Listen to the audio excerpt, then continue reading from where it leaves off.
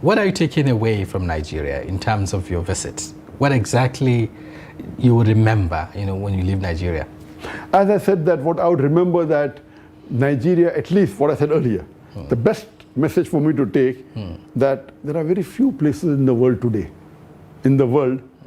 which at least has this concept of caliphate. When I went to Sokoto, it is a caliphate. Right.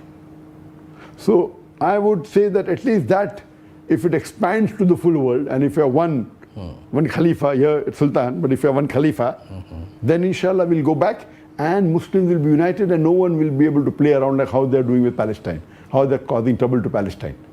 If we have one united, and then if we have, as I told you, like if you have instead of the Interpol, the Islam Pol, and they can have NATO, why can't we have the MECTO, Muslim Countries Treaty Organization? I know, the problem is that I'm not telling that let all have a one common political leader, no. I'm not saying that. Difficult. Might not be, yeah. Might not be possible. Yes, let each country, Muslim country, have its own political leader, no problem. But at least be united. When NATO, when the non-Muslims, when the kafir, they can have 30, 31 countries each having its leader. Why can't we do that?